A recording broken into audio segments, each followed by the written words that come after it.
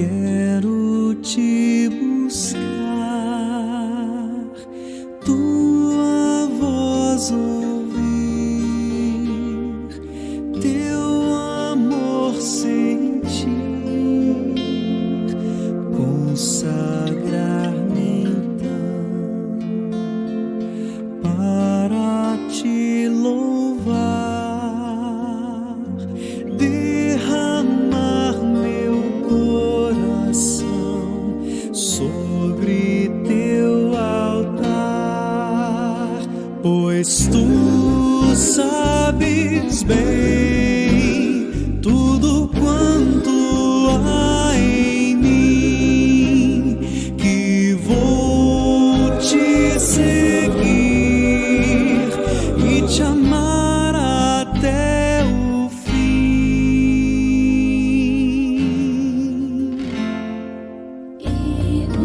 E no fim do dia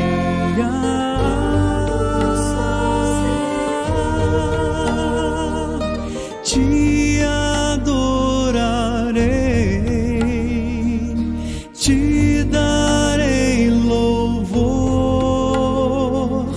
mesmo escura a noite, brilha a tua luz, e em teus braços eu descanso, meu Senhor Jesus, pois tu sabes bem tudo quanto há em mim, que vou te seguir e te amar até o fim.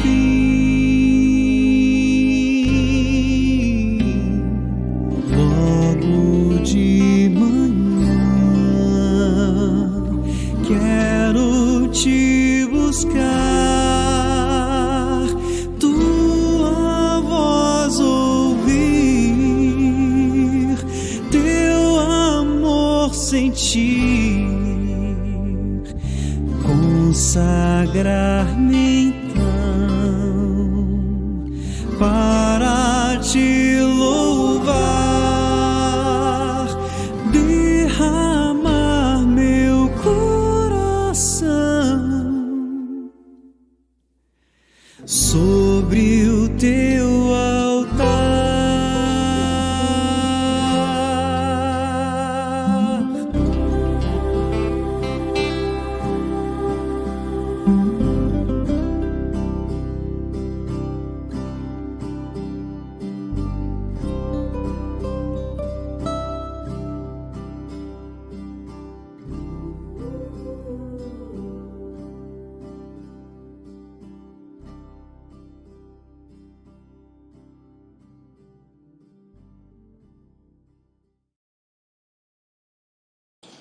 Bom dia, meus amados irmãos.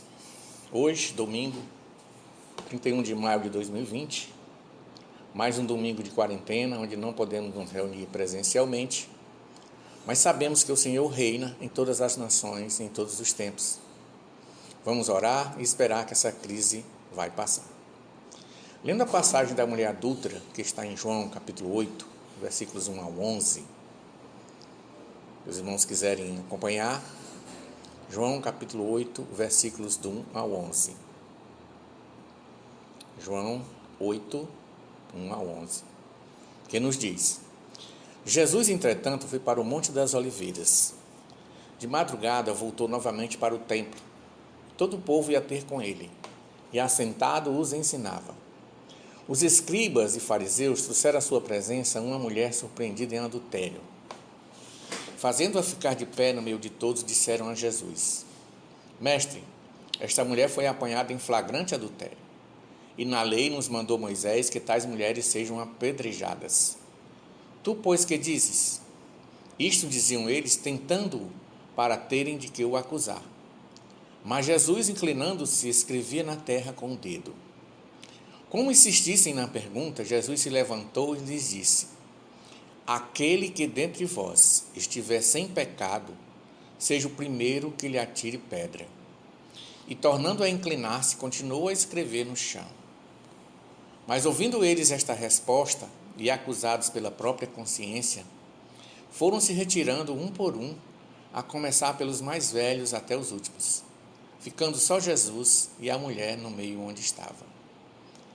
Erguendo-se Jesus e não vendo a ninguém mais além da mulher, perguntou-lhe: Mulher, onde estão aqueles teus acusadores?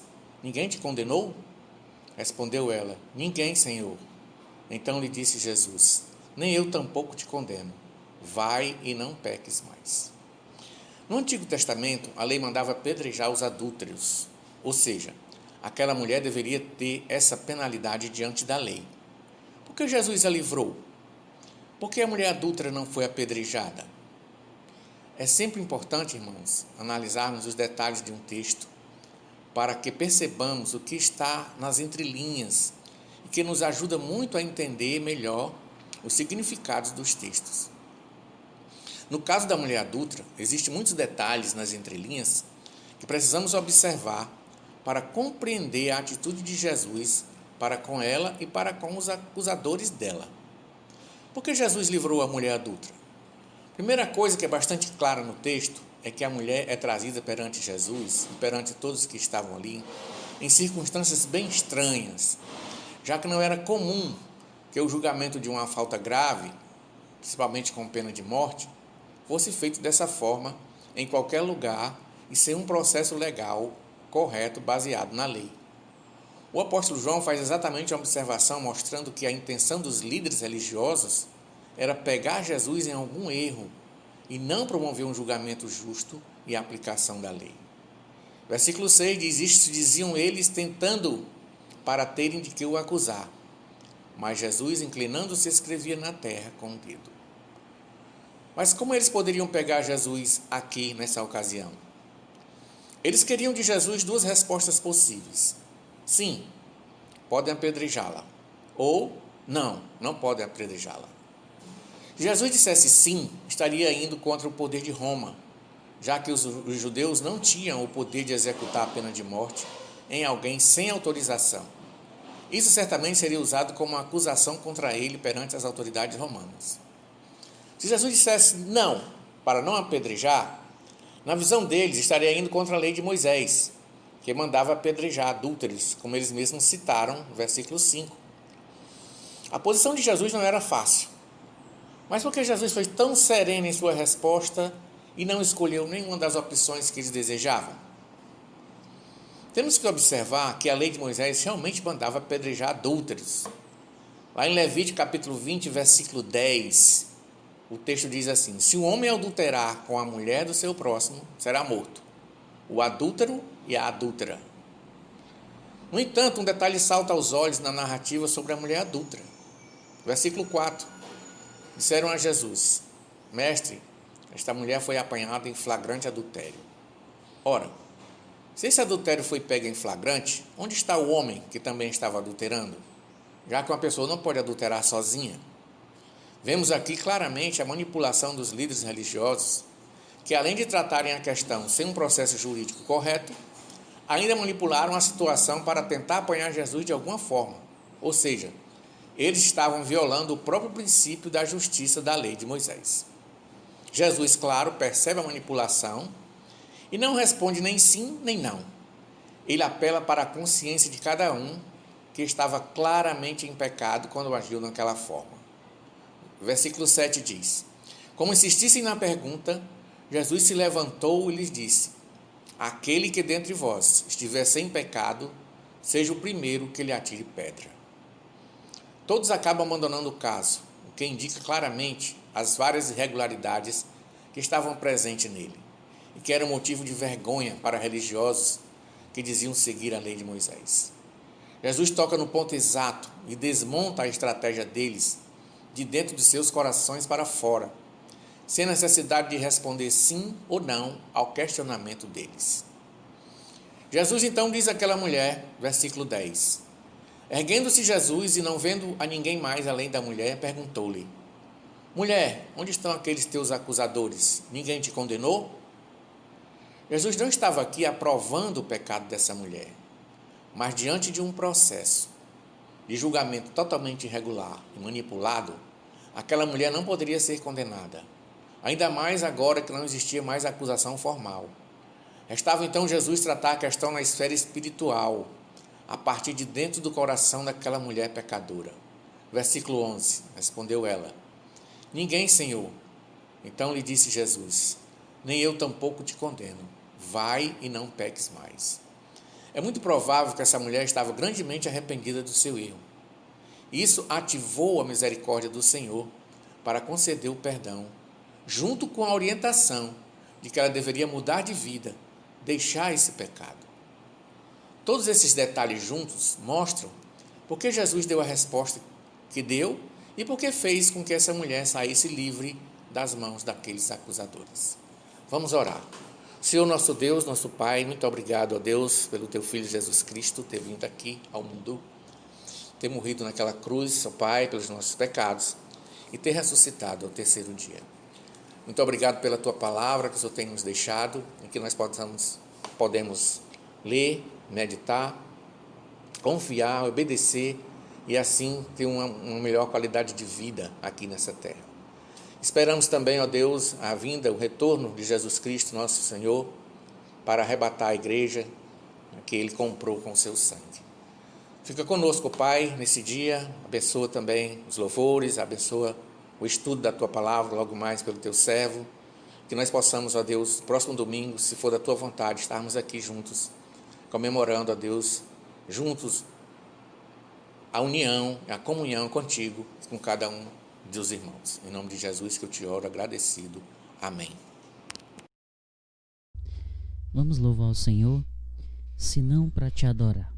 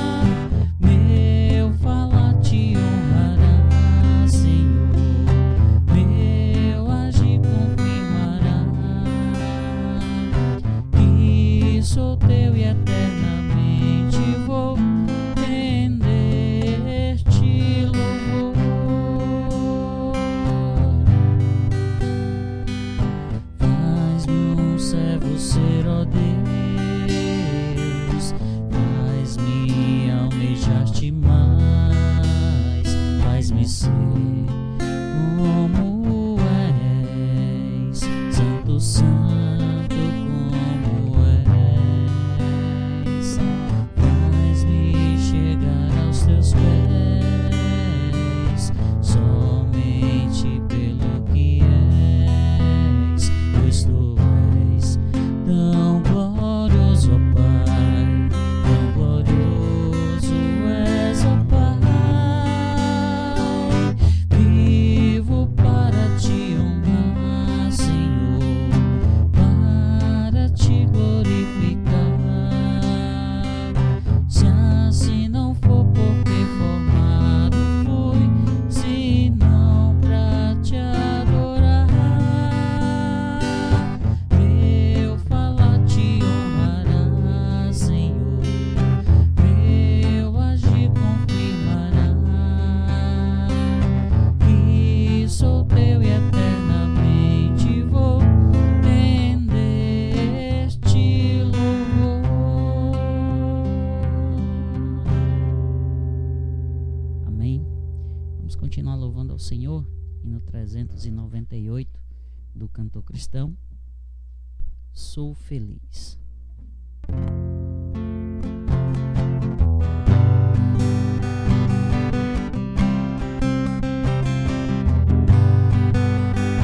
Se paz a mais doce me deres gozar, se dor a mais morte sofrer, ó, seja o que for, tu me fazes saber que feliz com Jesus sempre sou.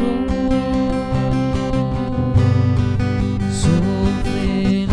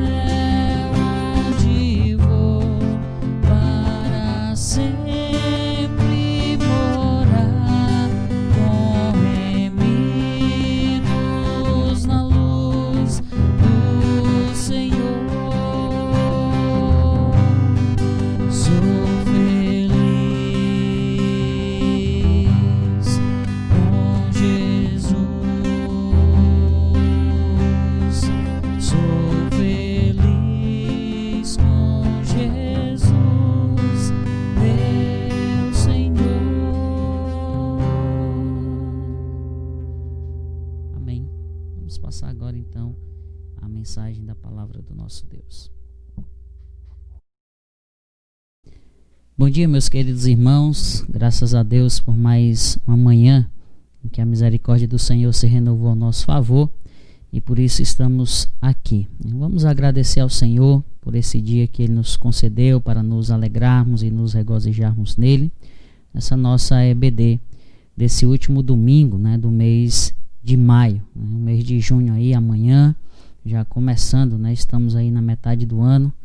De fato tem sido um ano difícil para nós, mas estamos confiantes de que o Senhor está agindo, e logo logo nós estaremos juntos aí reunidos aqui no templo da igreja, adorando ao Senhor e perseverando na comunhão. Vamos então curvar as nossas cabeças e vamos agradecer ao Senhor nesse instante. Pai Santo, Pai querido, nós te louvamos por esse dia que o Senhor nos deu para nos alegrarmos, nos regozijarmos nele. Te louvamos, ó Pai, porque a tua misericórdia se renovou ao nosso favor na manhã desse dia. Por isso, ó Pai, estamos aqui. Te pedimos, ó Pai, também nessa manhã a direção do teu Espírito Santo para aquele que vamos, ó Deus, ouvir com respeito à tua palavra. Nos ajuda, Pai, para que possamos nos tornar cada vez mais operosos praticantes dela e não apenas ouvintes negligentes. Abençoa, Pai, os teus servos, ó Pai, que estão reunidos em seus lares nesse instante, podendo, ó Pai, ouvir a tua palavra. Dá-lhe sabedoria. Obrigado, ó Pai, pelos meios que o Senhor nos deu durante esse período, ó Deus, de quarentena, isolamento social, podemos, ó Deus, continuar sendo edificados pela tua palavra. Senhor, Pai, com cada um de nós, nos dando sabedoria, pois de fato é o que nós mais precisamos para que possamos viver, ó Pai, para a honra e glória do teu nome. Tudo isso, ó Pai, nós colocamos diante do Senhor, agradecidos pela tua providência, por aquilo, ó Pai, que o Senhor é, por aquilo que o Senhor tem feito por nós, em nós e através de nós. E por isso nós oramos em nome de Jesus. Amém. Muito bem, meus queridos irmãos, nós estamos estudando aos domingos pela manhã sobre o cristianismo vintage, aquele antigo, mas de excelente qualidade, o cristianismo bíblico, o qual nós devemos então pautar nossas vidas e de fato voltar os nossos olhos para ele, principalmente num tempo em que nós vivemos, que há tantas formas de cristianismo sendo pregadas aí, até mesmo vividas por muitos. Então, o nosso intuito aqui ao estudar a carta de Tiago é podermos olhar como de fato um cristão deve ser, como ele deve viver, como ele deve então se portar diante das circunstâncias, diante das coisas que acontecem na sua vida, bem como também como deve ser o seu comportamento, como deve ser as atitudes de um verdadeiro cristão. O texto então que nós temos para essa manhã está lá em Tiago capítulo 1, nós vamos então voltar para lá. Nós já tivemos aí algumas mensagens em Tiago, nós falamos já de algumas coisas e nós vamos continuar de onde nós então paramos. Nós estamos ainda em Tiago 1 e hoje nós vamos ver aí os versículos 9 ao 12. Na última mensagem nós vimos aí sobre o cristão sábio, nós vimos aí dos versículos 5 ao 8. Hoje nós vamos ver os versículos 9 ao 12, sobre o tema o cristão saudável, tá certo? Assim nos diz então a palavra do nosso Deus em Tiago 1, versículos 9 ao 12. O irmão, porém, de condição humilde, glorie-se na sua dignidade, e o rico na sua insignificância, porque ele passará como a flor da erva, porque o sol se levanta com seu ardente calor, e a erva seca e a sua flor cai, e desaparece a formosura do seu aspecto. Assim também se murchará o rico em seus caminhos. Bem-aventurado o homem que suporta com perseverança a provação, porque depois de ter sido aprovado, receberá a coroa da vida, a qual o Senhor prometeu aos que o amam. Amém? Vamos mais uma vez orar agradecendo a Deus pela sua palavra. Deus santo, Deus querido, obrigado, Pai, pela tua palavra que é viva, santa e eficaz. Mais uma vez, ó Pai, te pedimos a sabedoria dada pelo teu Santo Espírito, para que possamos, ó Deus, compreender a tua palavra. E uma vez compreendendo, possamos colocar em prática em nossas vidas, vivendo para a honra e glória do teu nome. Pois é em nome de Jesus que nós oramos. Amém. Muito bem, o que é saúde? O que você entende por saúde? A maioria das pessoas, infelizmente, pensa que saúde é a ausência de doença. Só que não é assim.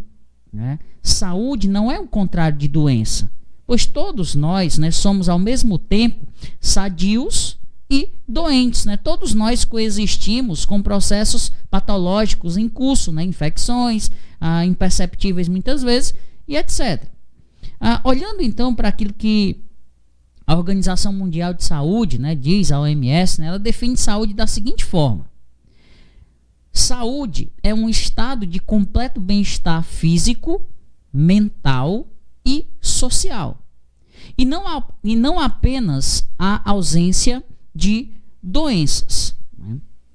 Apesar de essa definição aqui, que a OMS colocou como sendo a definição de saúde, apesar de essa definição ser bastante combatida por alguns especialistas, que contestam a expressão estado de completo bem-estar, dizendo esses especialistas que contestam essa definição, que esse tal estado ele é praticamente impossível.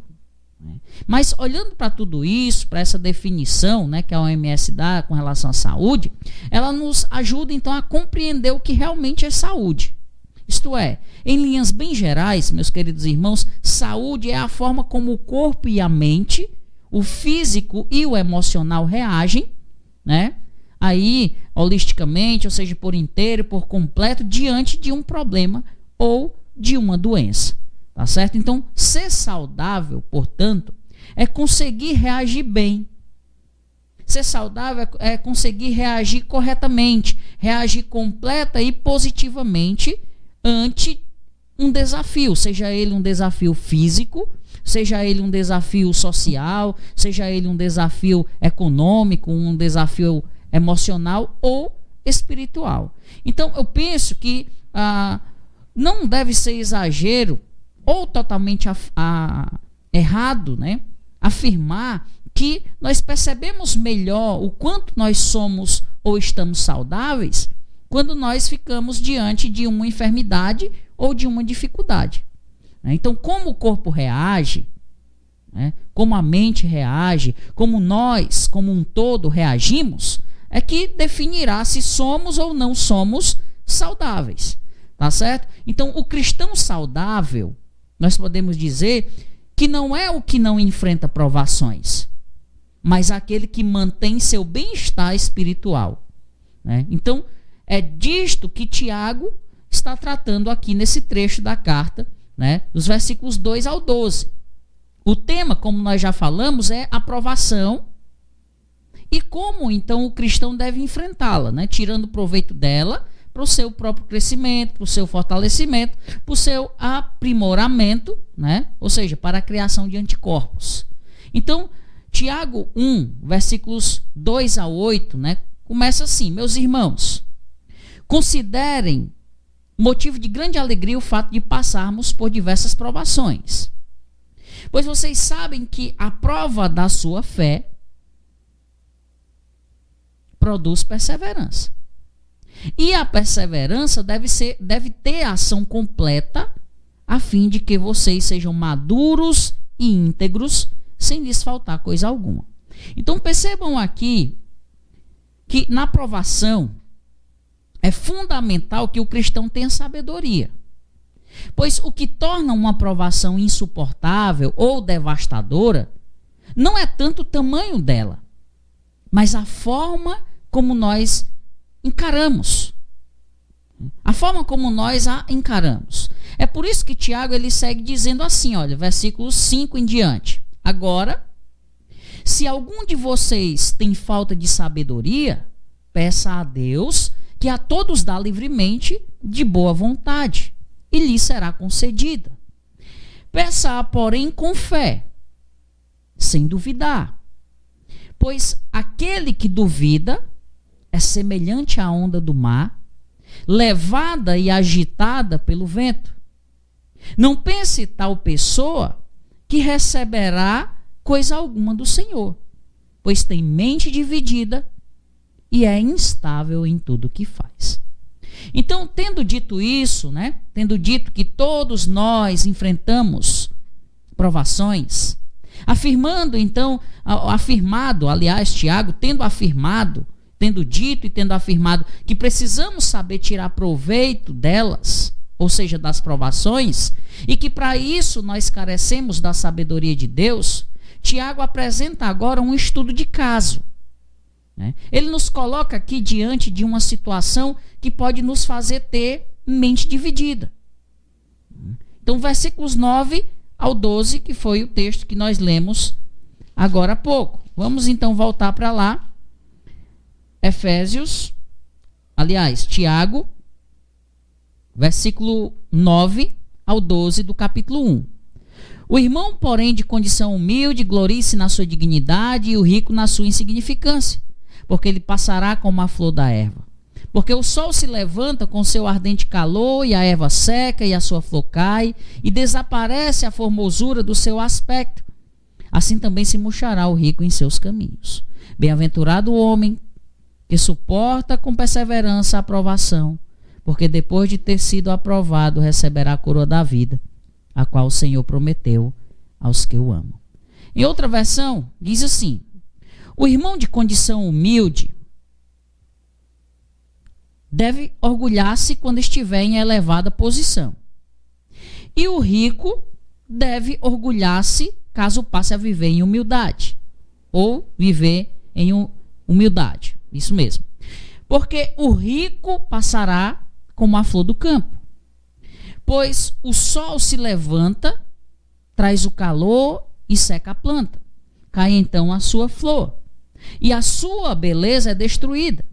Da mesma forma, o rico murchará em meio aos seus afazeres. Feliz é o homem que persevera na aprovação, porque depois de aprovado receberá a coroa da vida que Deus prometeu aos que o amam. Então, baseado aqui nesse texto, meus queridos irmãos, nessa manhã, a pergunta que nós buscaremos responder, então, é a seguinte: qual é a atitude de um cristão saudável, sábio, maduro e consciente diante da aprovação? Então, uma vez que nós já vimos o cristão consciente, nós já vimos também o cristão maduro e vimos o cristão sábio, agora vamos ver o cristão saudável. Qual é a atitude de um cristão saudável, sábio, maduro e consciente diante da aprovação? Que provas ele dá então de sua saúde? Lembrando, novamente, que saúde não é ausência de doença, mas um estado de completo bem-estar diante da adversidade. Então, Tiago ele revela para nós aqui 3 atitudes de um cristão saudável. A primeira atitude, então, do cristão saudável é manter em ordem o seu coração. Então, o cristão saudável, em primeiro lugar, ele esquadrinha o coração. Esquadrinhando, então, o coração sempre em toda e qualquer circunstância. Então, vamos aqui. O irmão de condição humilde, versículo 9 e 10, deve orgulhar-se quando estiver em elevada posição, e o rico deve orgulhar-se caso passe a viver em humildade. É uma pena, a forma como a Nova Versão Internacional, a NVI, tenha traduzido dessa forma esses 2 versículos. Porque eles, da forma como estão aqui na NVI, dão a impressão de Tiago estar falando o seguinte, no versículo 9, o irmão pobre deve se orgulhar quando ficar rico, e no versículo 10, o irmão rico deve se orgulhar quando ficar pobre. Então, se essa é a tradução correta do versículo, o que Tiago está dizendo é que todos devem estar contentes em qualquer situação. Sim, parece razoável. Mas eu penso que Tiago esteja dizendo outra coisa. E a tradução Almeida Revista Atualizada nos ajuda melhor a compreender. Porque diz assim, versículo 9: o irmão, porém, de condição humilde, glorie-se na sua dignidade, e o rico na sua insignificância, porque ele passará como a flor da erva. Então, eu acredito que bem melhor assim, pois revela que a fonte do contentamento é Cristo. olhando então dessa maneira, Tiago ele está revelando que tanto para o pobre como para o rico, a provação é a mesma. Qual é, pastor? O medo. A provação, tanto para o pobre e para o rico, nessa questão aqui, é o mesmo. É a mesma. Né? O medo. Para o pobre, é o medo de não ter. E para o rico, é o medo de perder. Então, o medo faz o rico e o pobre sofrerem e pecarem. Tá certo? Então, o pobre pode amar tanto o dinheiro, que quer ter muito, mais do que precisa. E o rico pode amá-lo tanto que não quer perdê-lo. Então, o medo de viver sem dinheiro faz ambos sofrer e pecar.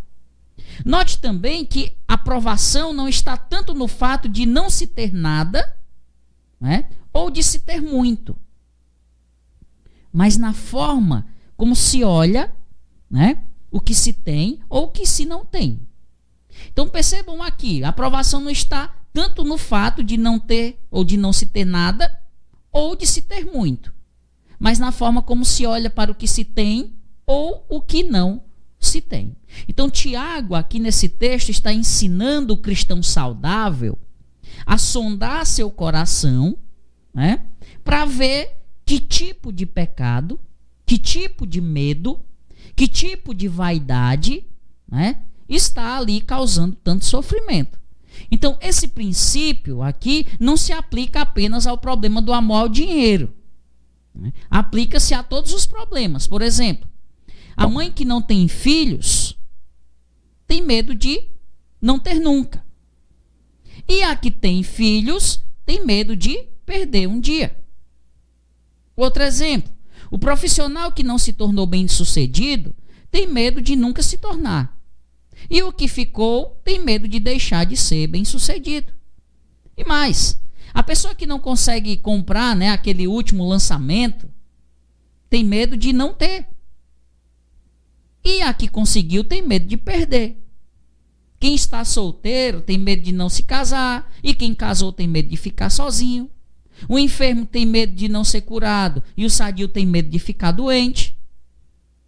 O jovem e a jovem temem não ter o corpo ou o cabelo, né, de uma determinada maneira. Enquanto aquele que alcançou o padrão de beleza que desejava teme perder tudo. Então o pobre tem medo de não ficar rico. E o rico tem medo de ficar pobre, por aí vai. Então, a provação nem é tão difícil pelo que se tem ou pelo que não se tem. Pelo que se conquistou, né, e agora se perdeu. Mas pela forma como se enxerga os fatos.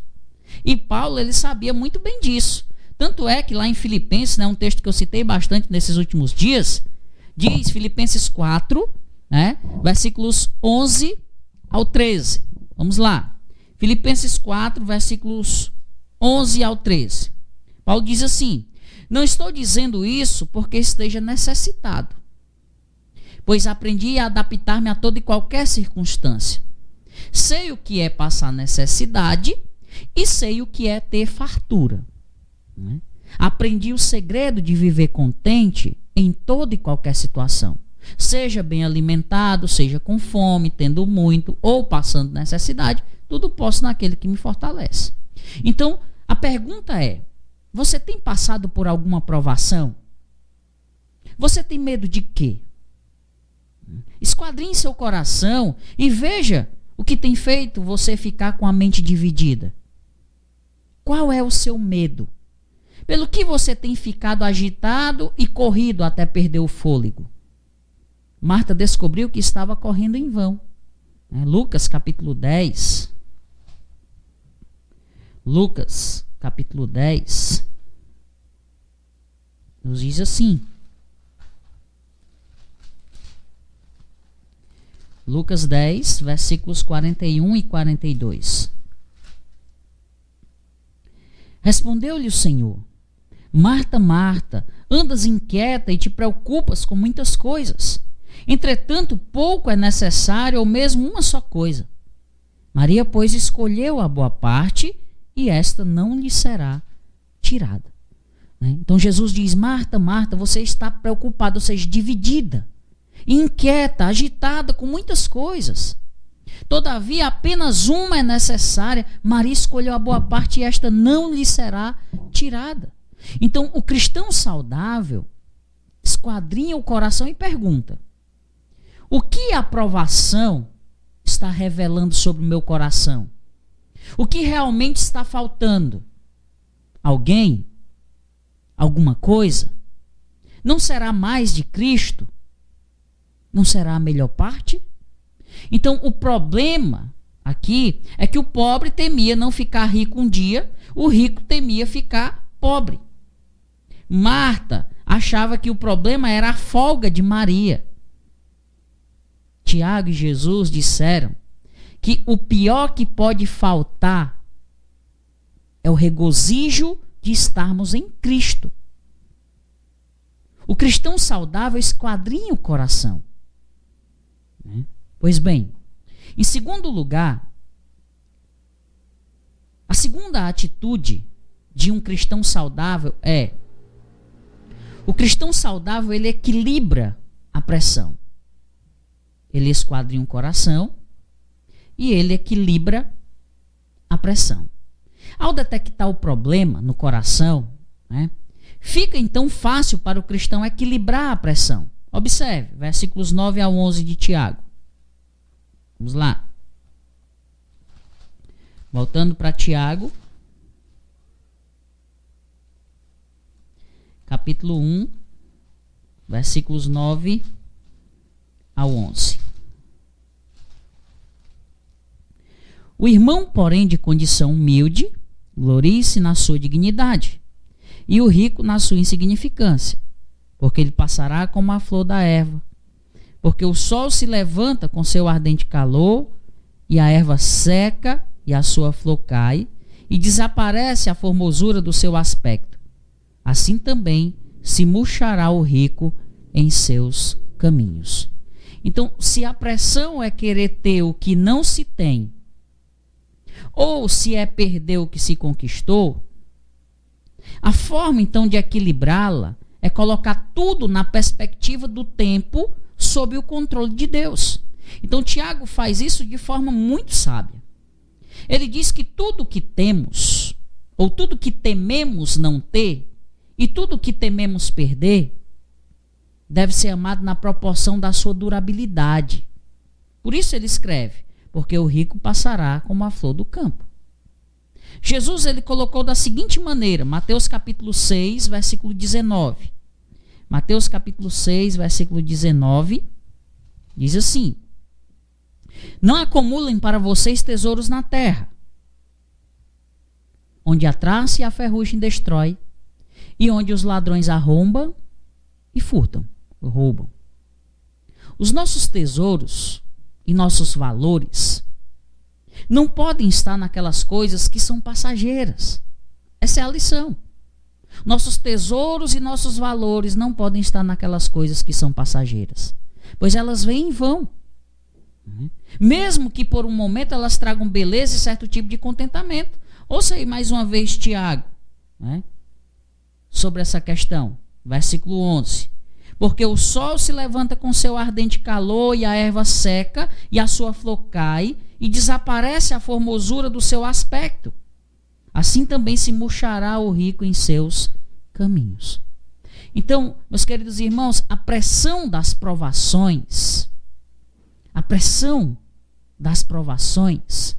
é amenizada quando nós colocamos as coisas na perspectiva do tempo sob o controle de Deus.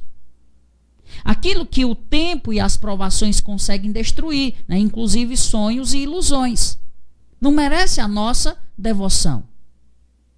Apenas Deus merece a nossa devoção. Apenas o Senhor merece a nossa devoção. Pois Ele é o único que fará a diferença, caminhando conosco ao longo da vida, amparando-nos, sustentando-nos, honrando-nos, protegendo-nos e conduzindo-nos à nossa morada celestial. Salmo 23. Salmo 23.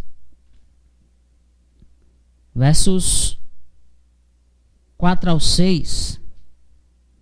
Salmo 23, versos 4 ao 6, nos diz assim: mesmo quando eu andar por um vale de trevas e morte, não temerei perigo algum, pois tu estás comigo. A tua vara e o teu cajado me protegem. Preparas um banquete para mim à vista dos meus inimigos. Tu me honras, ungindo a minha cabeça com óleo e fazendo transbordar o meu cálice. Sei que a bondade e a fidelidade me acompanharão todos os dias da minha vida, e voltarei à casa do Senhor enquanto eu viver. Então, meus amigos, meus queridos irmãos, o cristão saudável equilibra a pressão. Por último, a terceira atitude de um cristão saudável, além de esquadrinhar o coração, de equilibrar a pressão, é que o cristão saudável, ele enquadra a visão, ou seja, ele se volta para a eternidade, ele foca na eternidade, ele enxerga sua vida e suas provações à luz do que o Senhor lhe tem preparado. Versículo 12 de Tiago 1: bem-aventurado o homem que suporta com perseverança a aprovação, porque depois de ter sido aprovado, receberá a coroa da vida, a qual o Senhor prometeu aos que o amam. Então percebam aqui que o cristão saudável, ele esquadrinha um coração, ele equilibra a pressão, ele enquadra a visão. Ele se volta para a eternidade. Ele enxerga sua vida e suas provações à luz do que o Senhor lhe tem preparado. Então, olhando para o versículo 12 aqui, meus queridos irmãos, feliz não é o homem que vive temendo não ser rico. Feliz não é o homem que vive temendo deixar de ser rico. Feliz não é o homem que vive agitado, querendo ter e temendo perder. Feliz não é o homem que tem a mente dividida. Feliz, bem-aventurado, é o homem que persevera na provação. Feliz é o homem, bem-aventurado, que suporta com perseverança, ou seja, que persevera na provação. Afinal, meus queridos irmãos, não é o que ele deseja ter ou o que ele teme perder que trará alívio para suas pressões ou para as suas provações. O que ele precisa é do Senhor. O que ele precisa é amar o Senhor de todo o coração, é abandonar todas as suas paixões, é suportar todas as suas provações e no final ser aprovado e recebido na presença de Deus, porque o ama de todo o coração. Esse é o homem feliz. Provérbios 30. Provérbios capítulo 30. Aliás, Provérbios 30.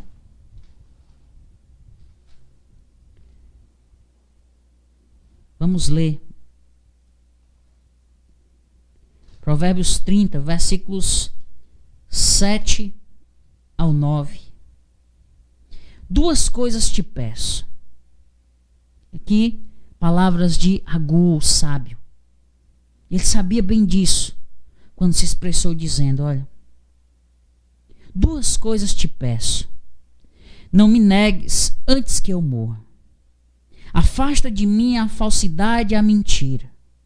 Não me des nem a pobreza, nem a riqueza. Dá-me o pão que me for necessário. Para não suceder que, estando eu farto, te negue e diga, quem é o Senhor? Ou que, empobrecido, venha a furtar e profane o nome de Deus. Na NVT diz assim, duas coisas peço que me des antes que eu morra. Mantém longe de mim a falsidade e a mentira, ou seja, falsas esperanças, sonhos e ilusões. Não me des nem pobreza nem riqueza. Dá-me apenas o alimento necessário. Se não tendo demais, eu te negaria e te deixaria. E diria, quem é o Senhor? Se eu ficasse pobre, poderia vir a roubar, desonrando assim o nome do meu Deus. Então percebam aqui, meus queridos irmãos, o cristão saudável, ele enquadra a sua visão. Ou seja, ele coloca a sua visão na eternidade com o Senhor. Lembre-se, saúde não é ausência de doença. Assim como bênção não é ausência de provação. O cristão saudável, ele esquadrinha o coração em busca de seus ídolos e os destrói. O cristão saudável equilibra a pressão provando todas as coisas à luz da eternidade. E o cristão saudável, ele enquadra a visão na eternidade com o Senhor. Ele foca. A pergunta é: você tem passado por alguma provação? Então pare e pense. O que você carrega no coração? Quais os medos e os desejos? Como você lida com a pressão? O que você faz com a ansiedade, que a tantos tem adoecido? O que você faz com a ansiedade? No que você coloca a sua visão? Ou seja, onde é que você foca? Para onde você olha? Meus queridos irmãos, termino dizendo o seguinte: deixe Cristo ser o seu tesouro, o seu prazer, o seu Salvador e o seu Senhor. Uma coisa só é necessária e essa não nos será tirada: Cristo. Cristo. Que Deus nos abençoe. Que Deus nos ajude a de fato caminharmos para essa saúde. Que possamos ser cristãos saudáveis, né? Cristãos que esquadrinham o coração, que equilibra a pressão e que enquadra a visão, que foca a visão no lugar certo. Que o Senhor nos abençoe, nos dando sabedoria para vivermos conforme a sua vontade. Pai Santo, Pai querido, obrigado por esse tempo, ó Pai, podendo estudar a tua palavra. Que o Senhor, Pai, abra as nossas mentes e os nossos corações para que ela possa encontrar lugar. Possa, Pai, fazer transformação em nós através do teu Espírito Santo. Abençoa os teus servos reunidos nos seus lares nesse instante. Senhor, Pai, com as pessoas que têm sofrido com ansiedade, tudo aquilo, ó Pai, que tem tirado o foco da vida delas do Senhor. Ajuda-as, Pai. Logo mais à noite, onde voltaremos a estudar, ó Pai, os combates da alma. Vendo, ó Pai, a questão do medo, podendo aprender através da tua palavra a combater esse gigante da alma. Tudo isso, ó Pai, nós colocamos diante do Senhor, agradecidos pelo teu cuidado, pela provisão, ó Pai, diária. Nos ajuda a estarmos contentes, ó Pai, a aprendermos o contentamento. Estarmos, ó Pai, felizes em toda e qualquer circunstância, satisfeitos no Senhor. Pois é em nome de Jesus que nós oramos, Pai. Te agradecemos por tudo. Amém. Um abraço, meus queridos irmãos. Deus abençoe. Acompanhe aí as mensagens, né, pelo canal da igreja, lá no YouTube, né, Igreja Batista Regular Getsemane. Você consegue ir lá, tá certo? Acompanhar as mensagens que têm sido pregadas nesses últimos dias. Cultos de oração, as EBDs, também os cultos de adoração nos domingos à noite. Deus abençoe.